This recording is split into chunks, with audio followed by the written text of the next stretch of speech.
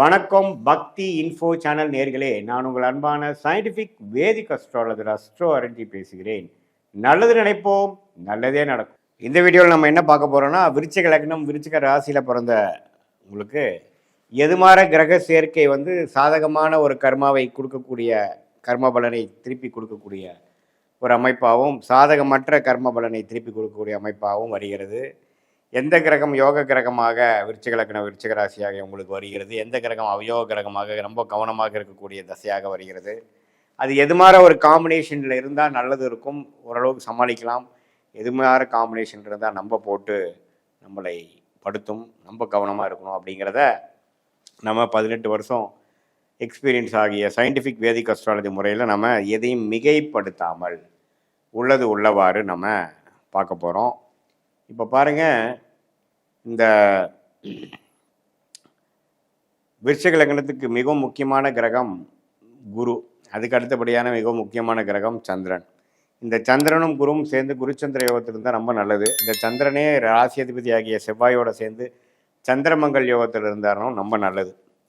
So இதே பாருங்கள், உங்களுடைய அந்த குரு சந்திரனோட சேராமல் சுக்கரனோட சேர்ந்த அந்த இல்லற வாழ்க்கை, தாம்பத்திய விஷயங்கள், குழந்தை விஷயத்தில் சில பிரச்சனைகள் எவ்வளோ டிகிரியில் சேர்ந்துருக்காங்கிற பொறுத்து கொஞ்சம் பிரச்சனைகள் வரலாம் பார்க்கணும். அதே மாதிரி ராகு பார்த்திங்கன்னா குருவோட சேருவது, சந்திரனோட சேருவது எல்லாமே மிகவும் தவறு. நம்மளுடைய கர்மாவை அப்படியே தவறான ஒரு அமைப்பாக மாற்றக்கூடிய அமைப்புகளாக இருக்குது. கேது சேர்வது தப்பு இல்லை. அதே மாதிரி சூரியனும் சனியும் சேருவது மிகவும் புத்திர தோஷம், தொழில் அமைப்புக்கு நம்ம தோஷத்தை கொடுக்கக்கூடிய அமைப்பாக நம்ம எடுத்துக்கொள்ளலாம். அதே மாதிரி ராகு எந்த கிரகத்தோடு சேர்ந்தாலும் பாதிக்கிறாருங்கிறது தெரிஞ்சுக்கணும். அதே மாதிரி செவ்வாய்ங்கிற கிரகம் புதன்கிற ஒரு கிரகத்தோட அட்டமாதிபதியோட சேராமல் இருப்பது நல்லது. சேர்ந்ததுன்னா ராசிக்கார அதிபதியாகிய நீங்களே ஒரு மாறுபாடான எண்ணங்களும் எண்ணம் கிளாரிட்டி இல்லாதவராகவும் சில பிரச்சனைக்குரிய ஒரு செயல்பாடுகள்னால வாழ்க்கையில் நிறைய கஷ்டப்பட வேண்டிய அமைப்புகளாகவும் வரக்கூடிய அமைப்பு இருக்குங்கிறது நம்ம தெரிஞ்சுக்கணும். ஸோ விருச்சிக ராசி விருச்சிக லக்னத்தில் பிறந்தவங்களுக்கு நம்ம எப்படி சொல்கிறோம் அப்படின்னா, இது ஒரு குரு சந்திரன் இது மாதிரி நல்ல காம்பினேஷன் இருந்தால் நல்ல அற்புதமான ஒரு பலன்கள் கொடுக்கக்கூடிய அமைப்புகளும், வாழ்க்கையில் முன்னேறக்கூடிய அமைப்புகளும், செல்வ செழிப்புகள் குறைவில்லாத அமைப்புகளும் இருக்குது. அதே சமயத்தில் புதன்கிற கிரகம் வரக்கூடாத கிரகமாக இருந்து செவ்வாயோட சேர்ந்து ராகுவோட சேர்ந்து புதன் திசை வந்ததுன்னா அவ்வளோதான்.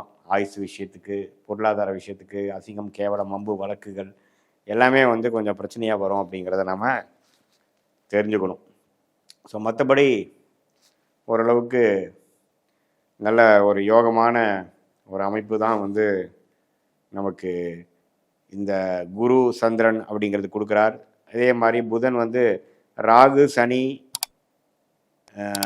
செவ்வாயோடலாம் சேராமல் குருவோட சேர்ந்து ஒரு பௌர்ணமி சந்திரனின் பார்வை பெற்று சுக்கரனோட சேர்ந்து ஒளியோட இருக்கும் பொழுது இன்னுமே மிகவும் நன்றான ஒரு அருமையான ஒரு கர்ம பலன், வெளிநாடு, ஷேர் மார்க்கெட்டில் பணம், அது மாதிரி நல்லா பலத்த ஒரு பல பொருளாதார விஷயத்தில் நல்ல ஒரு மேன்மை பெறக்கூடிய அமைப்புகள் எல்லாமே கொடுப்பார் அப்படிங்கிறத நீங்கள் தெரிஞ்சுக்கணும். ஸோ இதுதான் விருச்சிக ராசிக்கு வரவேண்டிய தசைகள், வரவேண்டிய நல்ல கிரகங்கள் எப்படி இருக்கணும், சுமாரான அவயோக கிரகம் எப்படி இருக்கணுங்கிறத தெரிஞ்சுக்கிட்டு அது பிரகாரம் உங்கள் கர்ம வினைகள் எப்படி வரும் அப்படிங்கிறத நம்ம பார்க்குறோம். இதே நியூட்ரல் பிளானட் ஆகிய சுக்கிரன், சூரியன், குரு, சனி, இது மாதிரி கிரகங்கள்லாம் பார்த்திங்கன்னா ஓரளவுக்கு ராகு சூரியன் சனியினால் பாதிக்கப்படாமல் ஓரளவுக்கு ஒளி பொருந்திய கிரகத்தின் தாக்கத்தில் ஸ்தான பலம், திக்பலம், திருப்பலத்தோடெல்லாம் இருக்கும் பொழுது நல்ல பலன்கள் கொடுப்பார் அப்படிங்கிறத நீங்கள் தெரிஞ்சுக்கணும். நம்ம இந்த சயின்டிஃபிக் வேதிக் அஸ்ட்ராலஜியில் எதையுமே மிகைப்படுத்தாமல் உள்ளது உள்ளவாறு ஒரு கிரகம் ஒன்று இப்படி இருந்தால் எப்படி இருக்கும் அப்படிங்கிற ஒரு அமைப்பை நம்ம பார்த்துட்ருக்கோம்.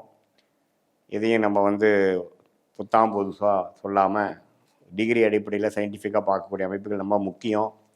இது பொதுவான பலனை தவிர உங்களுடைய ஜென்ம ஜாதகத்தில் நம்ம பிறந்த தேதி, பிறந்த நேரம், பிறந்த உரை வைத்து போடும் பொழுது நம்மளுடைய அமைப்புகள் எப்படி இருக்குது, எது மாதிரி ஒரு கிரக அமைப்புகளும் ஜாதகத்தில் இருக்குது, எந்த டிகிரியில் இருக்குது, எந்த மாதிரி ஸ்தான பலம், திக்பலம் இருக்குது, ஒன்றுக்குள்ள டிஃப்ரென்சஸ் எப்படி அப்படிங்கிறதெல்லாம் நம்ம தெரிந்து கொண்டு அதுக்கு தகுந்த மாதிரி எது மாதிரி யோகமான துறை, எந்த கிரகம் அதிகமாக வலிமையாக இருக்கோ அந்த கிரகத்தின் யோகமான துறை படிப்பு நமக்கு பலன் கொடுக்குங்கிறத தெரிஞ்சுக்கிறோம்.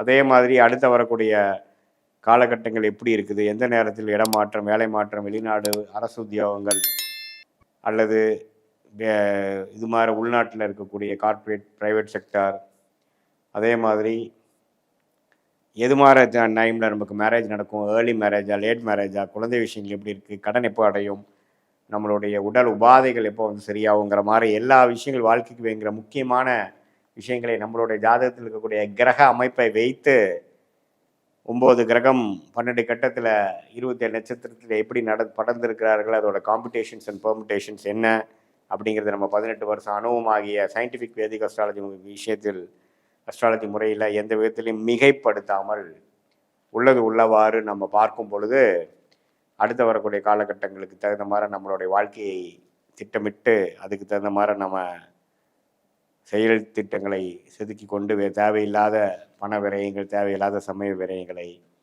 தவிர்த்து நம்ம வாழ்க்கையில் நம்ம ஒன்றொன்றும் செய்யும் பொழுது வாழ்க்கையில் நம்ம வந்து எதிர்நீச்சல் போடாமல் எளிதில் வெற்றி பெற வெளிநாடு, அரசு உத்தியோகங்கள் அல்லது இது மாதிரி உள்நாட்டில் இருக்கக்கூடிய கார்ப்பரேட், ப்ரைவேட் செக்டார், அதே மாதிரி எது மாதிரி டைமில் நமக்கு மேரேஜ் நடக்கும், ஏர்லி மேரேஜா, லேட் மேரேஜா, குழந்தை விஷயங்கள் எப்படி இருக்குது, கடன் எப்போ அடையும், நம்மளுடைய உடல் உபாதைகள் எப்போ வந்து சரியாகுங்கிற மாதிரி எல்லா விஷயங்கள் வாழ்க்கைக்கு வேங்கிற முக்கியமான விஷயங்களை நம்மளுடைய ஜாதகத்தில் இருக்கக்கூடிய கிரக அமைப்பை வைத்து 9 கிரகம் 12 கட்டத்தில் 27 நட்சத்திரத்தில் எப்படி படர்ந்திருக்கிறார்கள், அதோட காம்படிஷன்ஸ் அண்ட் பெர்முடேஷன்ஸ் என்ன அப்படிங்கிறது நம்ம 18 வருஷம் அனுபவமாகிய சயின்டிஃபிக் வேதிக் அஸ்ட்ராலஜி விஷயத்தில் அஸ்ட்ராலஜி முறையில் எந்த விதத்திலையும் மிகைப்படுத்தாமல் உள்ளது உள்ளவாறு நம்ம பார்க்கும் பொழுது அடுத்து வரக்கூடிய காலகட்டங்களுக்கு தகுந்த மாதிரி நம்மளுடைய வாழ்க்கையை திட்டமிட்டு அதுக்கு தகுந்த மாதிரி நம்ம செயல் திட்டங்களை செதுக்கி கொண்டு தேவையில்லாத பண விரயங்கள், தேவையில்லாத சமய விரயங்களை தவிர்த்து நம்ம வாழ்க்கையில் நம்ம ஒன்றொன்றும் செய்யும் பொழுது வாழ்க்கையில் நம்ம வந்து எதிர்நீச்சல் போடாமல் எளிதில் வெற்றி பெற முடியும் என்று சொல்ல விரும்புகிறேன். மீண்டும் மற்றொரு காணொலியில் சந்திப்போம். நன்றி, வணக்கம்.